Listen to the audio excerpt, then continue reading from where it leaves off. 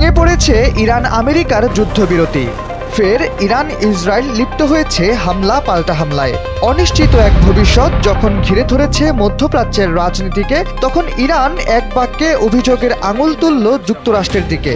দেশটি বলছে যুদ্ধবিরতির জন্য যে 10টি শর্ত দেওয়া হয়েছিল তার 3টি অমান্য করা হয়েছে, যার ফলে যুক্তরাষ্ট্রের ওপর তাদের গভীর অবিশ্বাস আগের চেয়ে আরও বৃদ্ধি পেয়েছে। ইরান বলছে প্রথম শর্তটি ছিল লেবাননে হামলা না করার।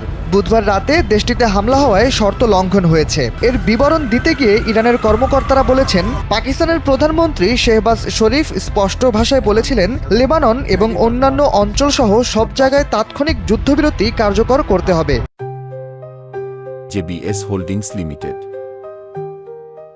কিন্তু সেই শর্তটি মানা হয়নি, যার ফলে দেখা যায় বুধবার লেবাননে হামলায় অন্তত শখানেক মানুষ নিহত হয়েছেন। দ্বিতীয় যে শর্তটি যুক্তরাষ্ট্র লঙ্ঘন করেছে সে বিষয়ে ইরান বলছে, নিষেধ থাকা সত্ত্বেও ইরানের আকাশে ড্রোন উড়তে দেখা গেছে, যেখানে ইরানের দেওয়া 10টি শর্তের প্রথমেই বলা হয়েছিল যুক্তরাষ্ট্র দেশটিতে কোনো প্রকার আক্রমণ না হওয়ার নিশ্চয়তা দেবে। এই ঘটনার পর ইরানের ভেতর যুক্তরাষ্ট্রকে নিয়ে আরও বেশি অনাস্থা তৈরি হয়েছে বলে মত দিয়েছেন ভূরাজনীতির বিশ্লেষকরা।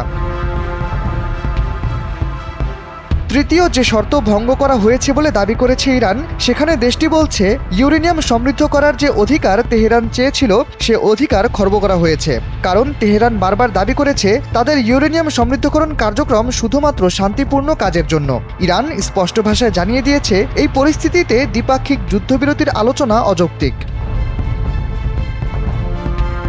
এদিকে বৃহস্পতিবার সকালে খবর মেলে ইসরায়েলি হামলায় লেবাননে অন্তত 254 জন নিহত হয়েছেন। লেবাননের সিভিল ডিফেন্সের তথ্য অনুযায়ী এই হামলায় 1165 জন আহত হয়েছেন।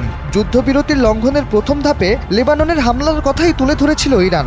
দেশটি দেওয়া সব শর্তের একেবারে শেষে ছিল লেবাননের প্রতিরোধ যোদ্ধাদের বিরুদ্ধে যুক্তরাষ্ট্রসহ সব ফ্রন্টের যুদ্ধ বন্ধ করতে হবে। বিশ্লেষকরা বলছেন, এক অনিশ্চয়তার দিকে এগিয়ে যাচ্ছে ইরানের সাথে পশ্চিমা দেশগুলোর সম্পর্ক। এমন অবস্থায় শক্তিশালী কোনো তৃতীয় পক্ষের হস্তক্ষেপ জরুরি মনে করছেন তারা। শাহরিয়ার আহমেদ, এনপিবি।